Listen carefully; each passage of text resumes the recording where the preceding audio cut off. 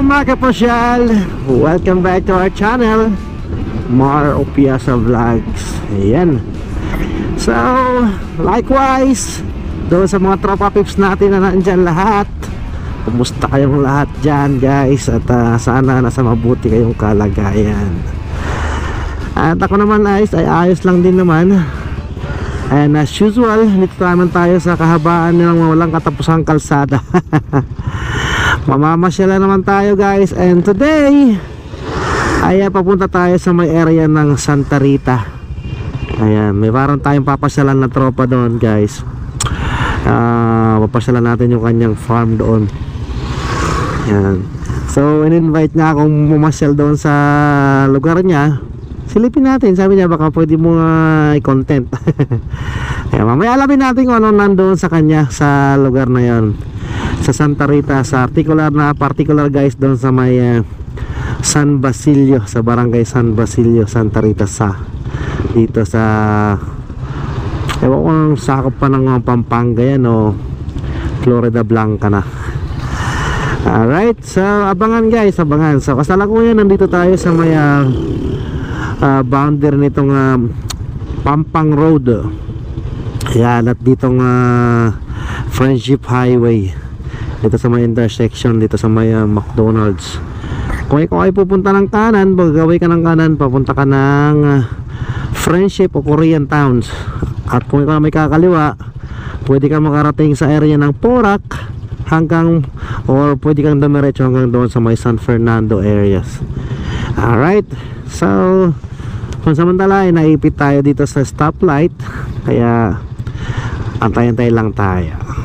Ano nga guys, kumaliwa na nga tayo dito sa may area ng itong highway na ito, papunta na ang area ng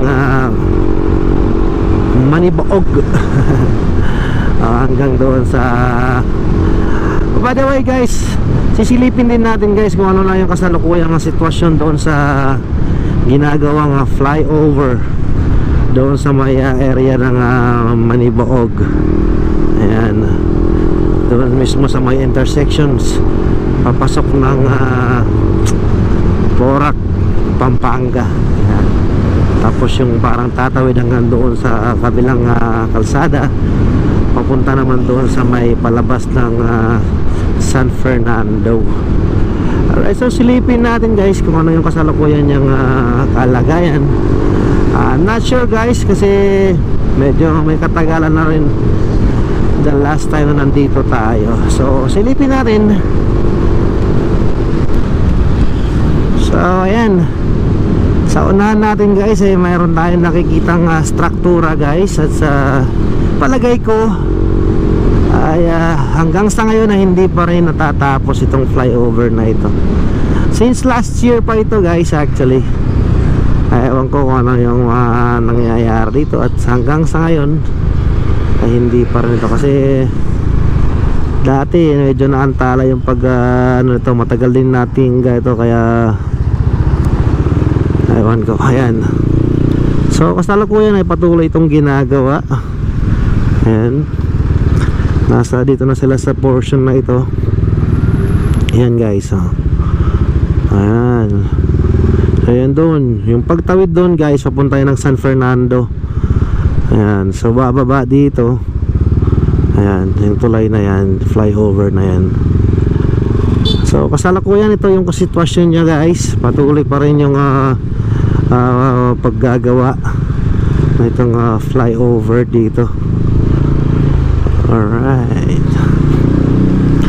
sa ilalim ng flyover na yan guys, kung kakaliwa ka, mapupunta ka sa Angeles City proper.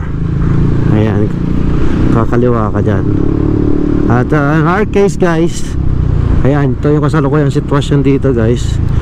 Kakanan naman tayo dito, papunta na ang Porac. So in our case here, pwede tayong dumaan dito. Ayan, sa Jollibee. Ayan, okay, kiraan lang kami. Ayan guys, ito. At ito na nga, Pasok na tayo sa Municipality of Porac, Pampanga. Ayan. Alright.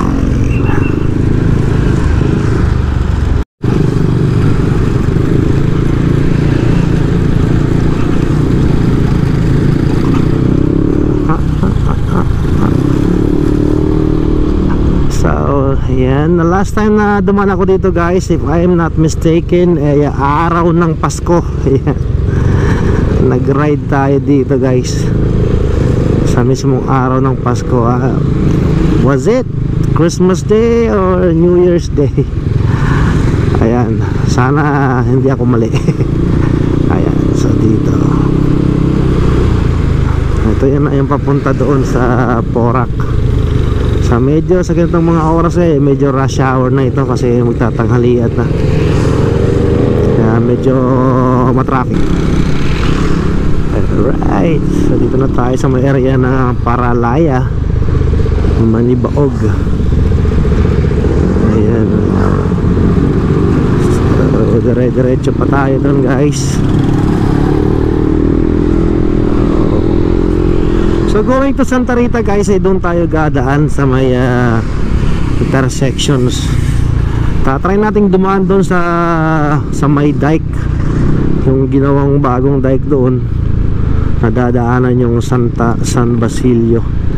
Tatry lang natin kasi the last time na dumaan kami doon hindi pa naman siya sementado, rough road pa siya. So I'm not really sure kung ano na ang sitwasyon ngayon doon, kung pwede na siyang daanan ng mga scooter na kagaya nitong dala natin. Ayan, ito yung sitwasyon dito sa ngayon pag ganitong oras. Medyo may kasikipan kasi itong highway na ito dito papuntang Angeles Porac Road. Angeles Porac Road ito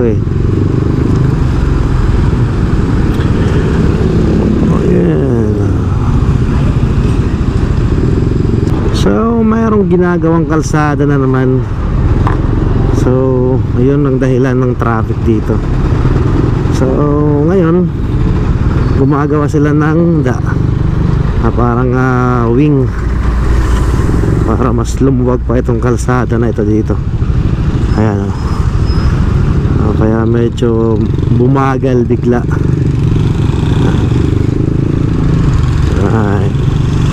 Which is good para naman lumuwag-luwag itong kahabaan na ito dito ng Angeles Porac Road.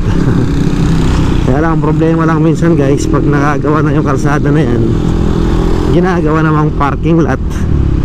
At kagaya na yung mga poste na yan na nasa gitna ng kalsada, so parang useless pa rin. May paluwagin mo yung kalsada mo pero may mga poste. Kaya mga poste na yan, ayun ang yung dahilan para magkaroon ng mga parking dyan sa gilid. Ganun pa rin. So ayan, sa kaliwa naman guys, yan patuloy pa rin yung kanilang construction. Ayan, para pagandahin itong daan dito. Kasi ito talaga yung problema ng daan dito guys, kasi nga unang-una mabilis masira yung mga daan dito guys dahil nga sa mga trucks ng buhangin na araw-araw na ginawa ng Diyos ay dumadaan dito. Kasi nga itong area ng Porac ay talaga naman, kung quarry lang ang pag-uusapan ay halos lahat ng mga big time na businessman dito ay quarry yung kanilang hanap buhay. Ayan, truck, unlimited trucks, nagkukwari sila dito sa ilog.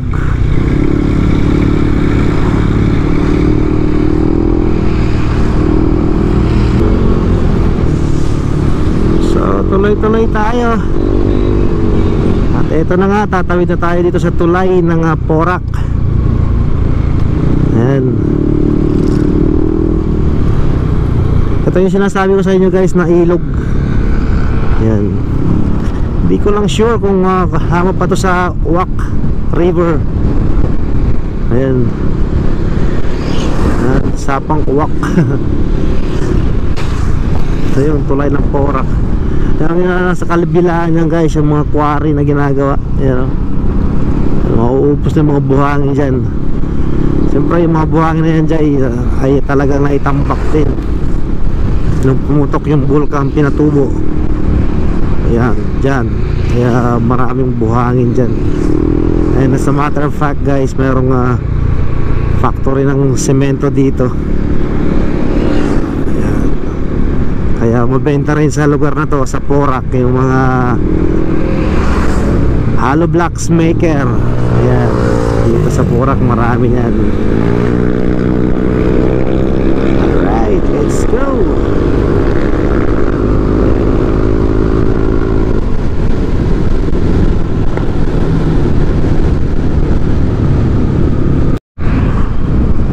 Yan guys, sa bandang kanan ko yung factory ng semento. Yan. Yan, planta ba tawag dyan. Yan, pagawaan, whatever.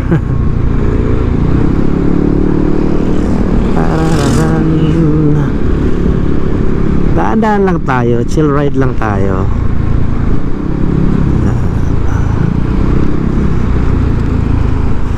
Big Boss. Yan, yung Big Boss na semento. Yan, dito yan. Yan. At isa pang siguradong ma-encounter mo dito guys sa area na ito, itong alikabok. Yan. Sure yan, 100% yan. Ma-encounter mo talaga yan. Alikabok.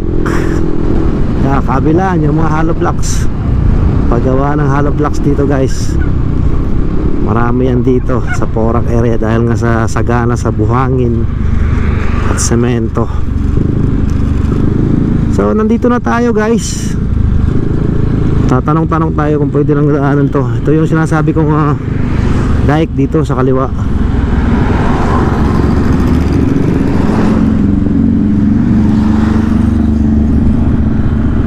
Ayan. Ito ba yun?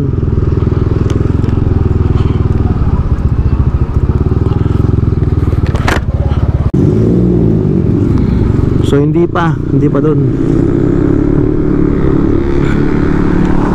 Papunta palang quarry yun dun.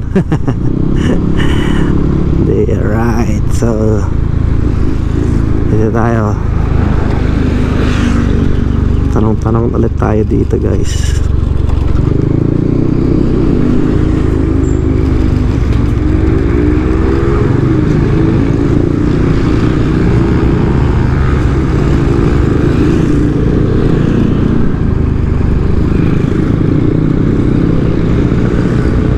Ayun, yun yata oh, yung dike doon oh, sa kaliwa. Ayan, try natin dito. Oh, kalimutan ko na, nakita ko na to dati pa eh. Ayan, try lang natin kung pwede tayo makadiretso hanggang doon sa San Basilio.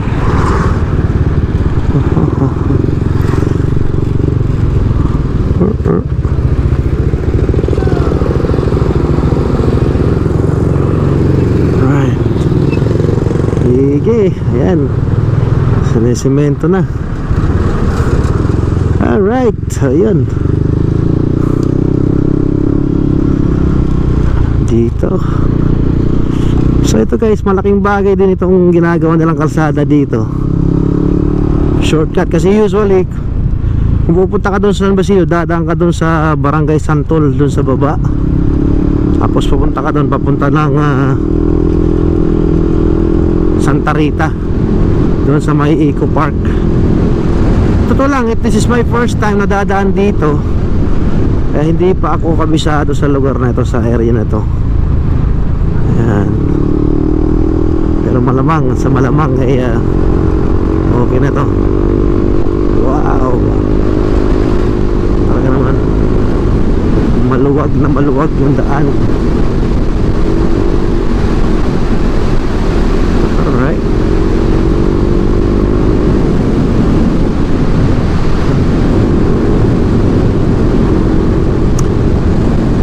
Eto na yun.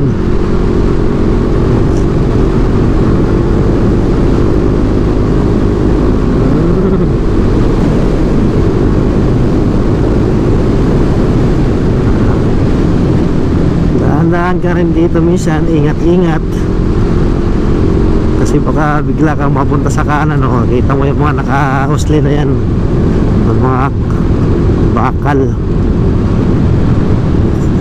Yeah, Alright.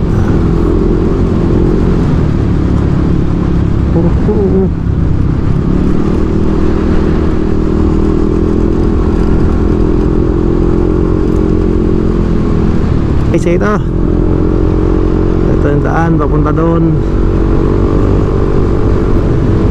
Meron tayong sinakay guys na tropa, naghahanap daw siya ng trabaho. Layo-layo pa ng lalakarin niya, kaya sinakay na natin.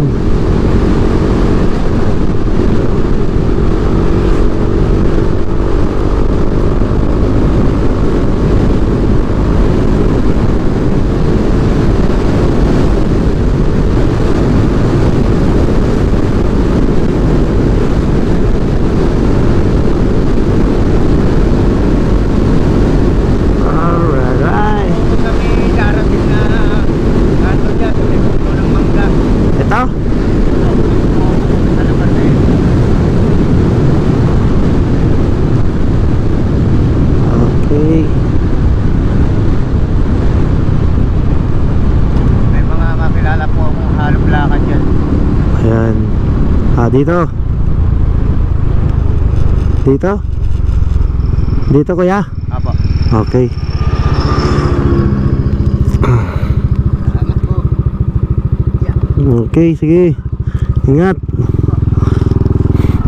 Punta kayo doon? Okay. Layo pa ng lalakarin niya eh. Kawawa naman. Anyway, tuloy-tuloy tayo guys. Ayan, may nakapagturo na sa atin kung nasaan yung San Basilio. Dire-diretso lang daw doon. Marami pala itong mga dike na to dito. Meron din pababa doon sa kabila.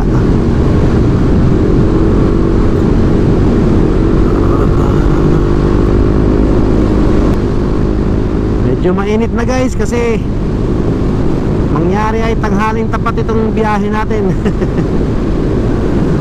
Alright, so first time kong dumaan sa daan na ito guys, kaya medyo hindi masyadong mabilis yung patakbo natin. Sakto lang, suwabe lang. Ayan, sila kabisado nila yan. Sabi lang tayo. Ayaw ko namang sumakay dyan sa ambulance na yan. Alright guys, so paalala pa rin sa ating mga tropa peeps dyan, yung ating mga kamoto vlogs, mga pops natin. Ingat-ingat lang tayo sa daan eh. Masamang maging tumakbo ng mga 60, pwede na. Kailangan kabisado mo yung daan, di tumakbo ka. Pero pag ganito na first time natin, dahan-dahan lang tayo kasi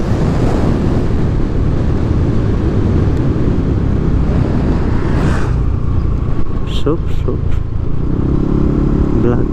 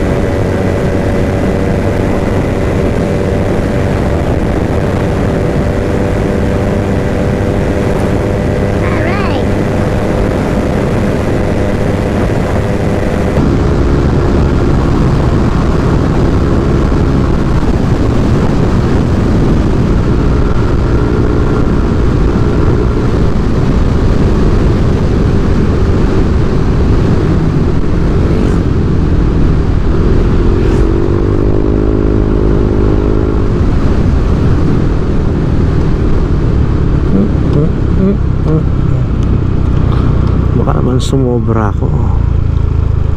Ayan, busy pa rin yung mga trucks natin, no? Talagang oops, eco-park na. So bababa ako dito. Tanong tayo. Boss, magandang tanghali. Pwede magtanong? Yung San Basilio. Ay, pagbabaw dyan, kakanan, dire-diretso lang po. May arko naman. Kakanan. Dapat doon pala ako bumaba, no? Okay, sige.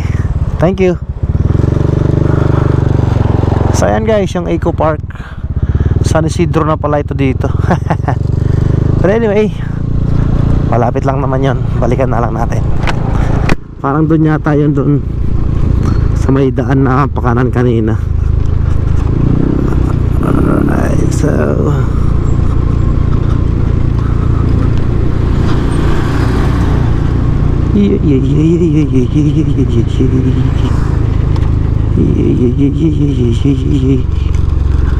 kakaliwa tayo dito. Kakanan pala. Kanan. Ayan. So ito na nga, Barangay San Basilio. Alright, Zone 1. Okay, now what? Kailangan naman natin ngayon magtanong.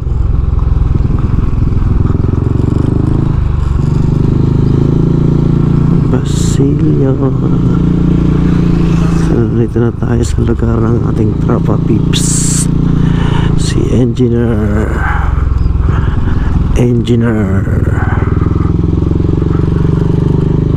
MGM Doki.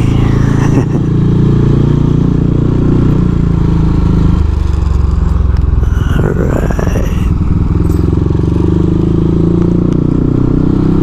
dahan-dahan lang.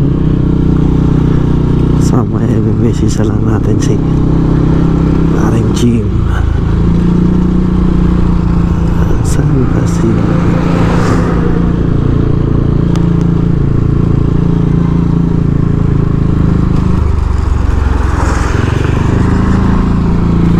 Diba, daming farmland, palayan. Ito yung problema sa ngayon, yung walang kaulan-ulan.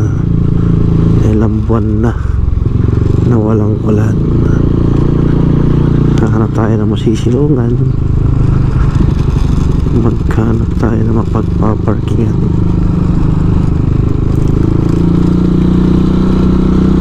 Dito na tayo guys sa San Basilio guys, dito sa farm ng aking kaibigan, at medyo nagkaligaw-ligaw ako ng konti kasi hindi ko po familiar tong lugar.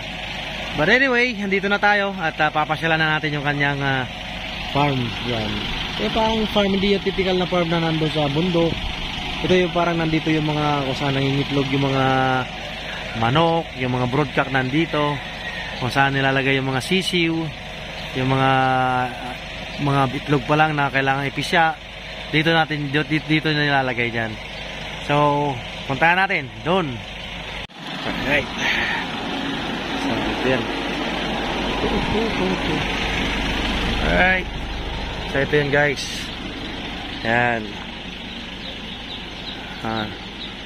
Yan o. Dito. Yan. Marami ako naririnig dito guys na mga mga manok. Yan.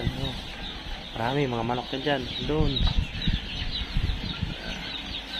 Kaya guys, magtatanong-tanong tayo dito sa ating kaibigan, kay MGM, kung ano yung mga nandito. Alright. Kasi wala ako masyadong kalaman pagdating sa mga panabong na manok. Wala ako sa mga breeder na yan na mga wala. Sa akin, punta ko dito. Pasyal-pasyal lang tayo sa kanyang farm. Okay? So mamaya alamin natin kung ano yung mga nandito.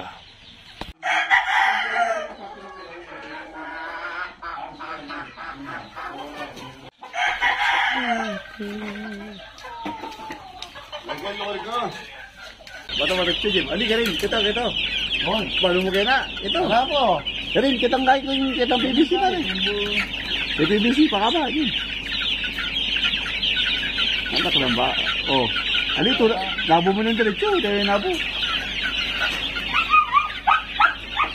Pagpagbe, makikin. Pakaba. Ulak ba? Hali, sumay nila.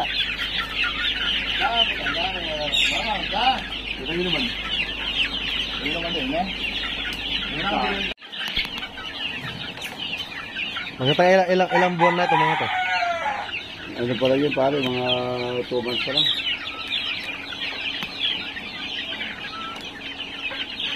Anong mga lahi nito par? Kaya mga white, mga ito eh. Mga galvin yun pare. Pero yung mga ganito, mga kelso. Sa mga alin. Lemon pare, meron din dyan.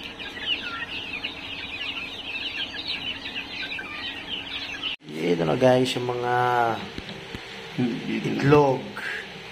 Yung mga pangalan na nakalagay dyan sa mga itlog guys, yan yung mga lahi nila. Yan. Ngayon, lalagay na sila sa incubator. Yan. Oh, hindi kasama yung itlog na to ha. Ito lang. Ito lang. Yung mga itlog na yan guys, mamahalin yan. Yan. Yung mga future champion yan. Yung mga itlog na yan. Marami yan, oh. Yes.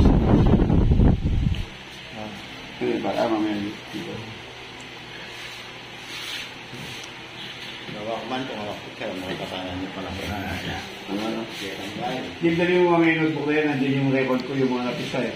Para alam po, yung mga sisyo na yung... Sa incubator pare, day 1 hanggang day 18. Ayun, yung pare yung program, oh. Nandiyan Dito. sila sa kabila. Yun yung setter, pare. Yun yung setter. Ah, ito.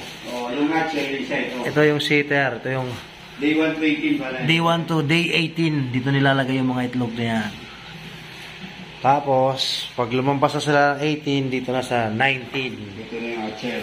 Hatcher. Dito na sila mapipisa, pare. Dito na sila mapipisa. Ito, ano paraan to? Ito.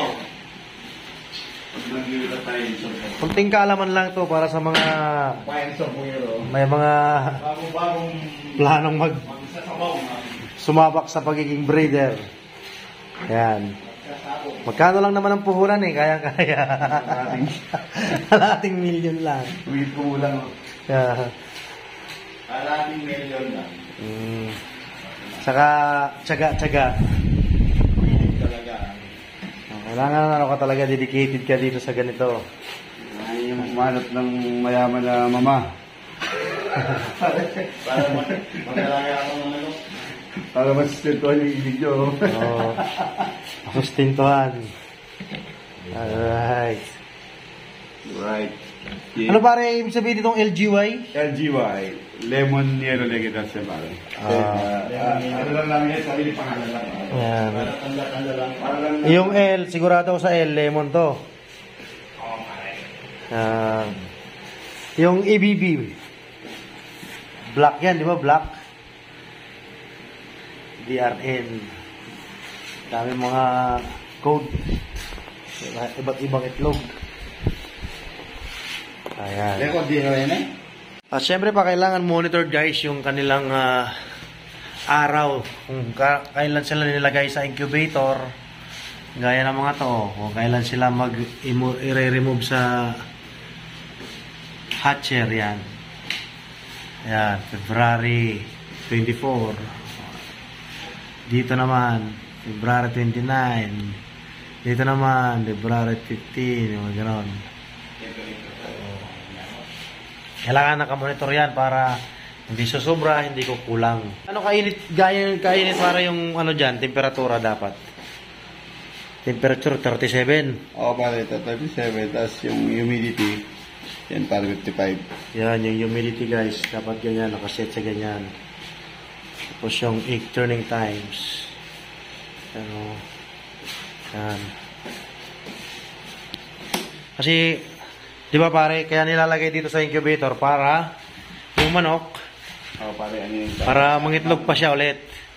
Kasi pagpisa pa siya, kasi pag naglimlim lang, yung manok lang yung naglilimlim, konti lang yung napoproduce niya. Hindi na siya mga ano, kasi tamad na siya maglimlim ulit. So, dito na siya sa mga incubator at saka hatcher, itong isa. Siyempre guys, pag magbabalak ka maging breeder, siyempre maraming factors na kailangan mo dito. Unang-una, magbatayo ka ng mga kulungan nila. Yan, kulungan. Kailangan i-consider mo yung patuka, pagkain. Minsan, mahal pa yung pagkain nila sa pagkain ng tao eh. Yan. Kaya gusto ko na lang maging manok minsan eh. Yan. Delicate, dahan-dahan. So, ayusin natin yung paglalagay ng mga itlog kasi mayroong bagong kabatch na ilalagay dyan. Bagong class. Yung mga yan pare, mga ilang araw na yan sila dyan. Yung date nila pare. Sa March 12 mapipisa to pare. March 12 sila mapipisa. Ayan. Oh, ano to Jim? Reject to Jim ah? Ha? Ano nga dito Jim? Ba't nabasag? O Jim oh? Kayo mo sa liwa. May damage Jim eh. May damage. Quality control oh. May damage tinanggal. Dapat. Basa-basa. Hindi pwede. Ito mga Jim? Buksan. Papasok yung bagong... Kailangan patayin pa pagka salang to kasi lalabas ang no? Lalabas ang meat.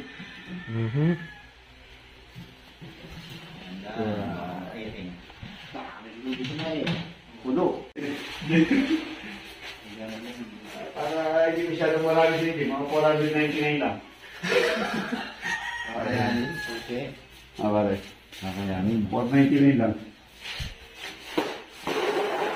Huli book, Jim. Yan ako lang ha. Mamayos ko rin. Ako bayaran eh. Alam. Mamayos ko rin gabon ka. Ako bayaran. Nakagin mo na laman din. Dami itlog dito pare. Ay bakit lang naman. Naman natin ngayon guys yung iba't ibang breed dito sa loob ng farm ng ating kaibigan. Si MGM. Ito yung lahi niya. DLDR. Yan. Yan yung breed niya. Ito naman, DLNRO. Mamaya itatanong natin kung ano mga ibig sabihin ng mga yan. DRN. Yan. At sa para sa mga kaalaman guys ng ibang mga kasamahan nating mananabong. Yung mga kadalasan na ginagawa nilang broadcast, eh, siyempre yung mga nagpapanalo sa mga competition. Yan, sa mga derby. Yan. Yan. Iba't ibang lahi yan. Alright. Yan. Babae, mga dalagita. Ito yung mga dalagita yan. Lahat ng mga manok dito guys, mamahalin. Yan. Mga lahi talaga yan. Naaayon sa ating kaibigan ay yung isang manok dito guys na sakto na. Pwede nang isabong. Minsan nabebenta ng 15 to 25k yung isa. Mga nagbibinata. Yan o. Yung mga nagbibinata na yan ng mga manok. Yung mga doon, mga dalagita rin yung mga nandoon.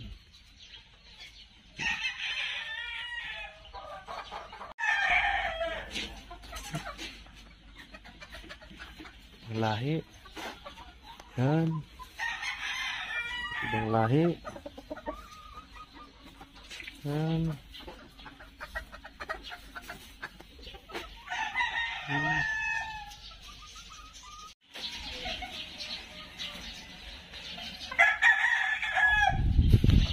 Yan.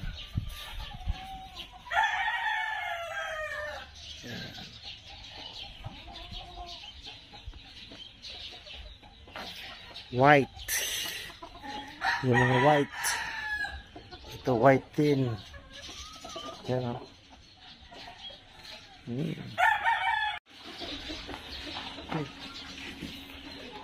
ABB.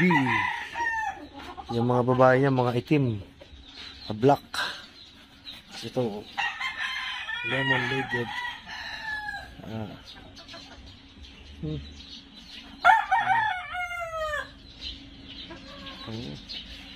Mga dala. Dami niyang asawa. Yung broadcast. Yung asawa niya, 6. Mga chikiting. Ayan o. Iba't ibang lahi rin yung mga yan.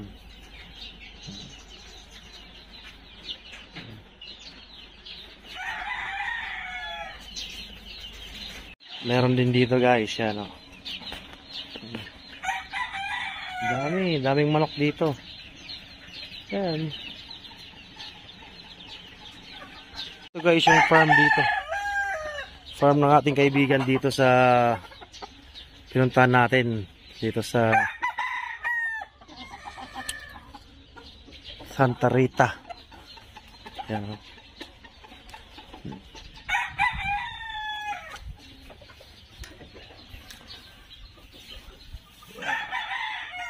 Mga binata pa yan, oh.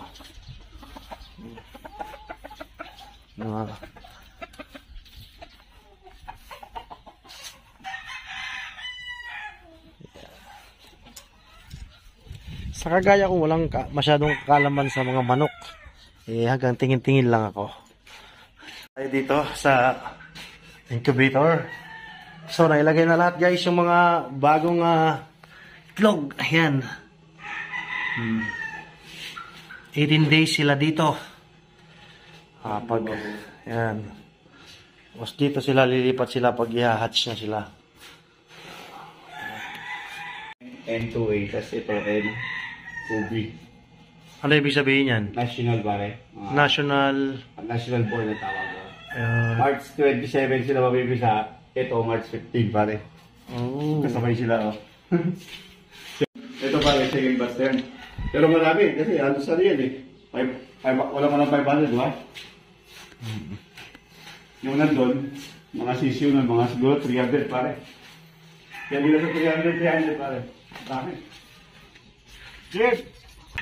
Ito sila pare. Ito yung mga first batch. Yung national.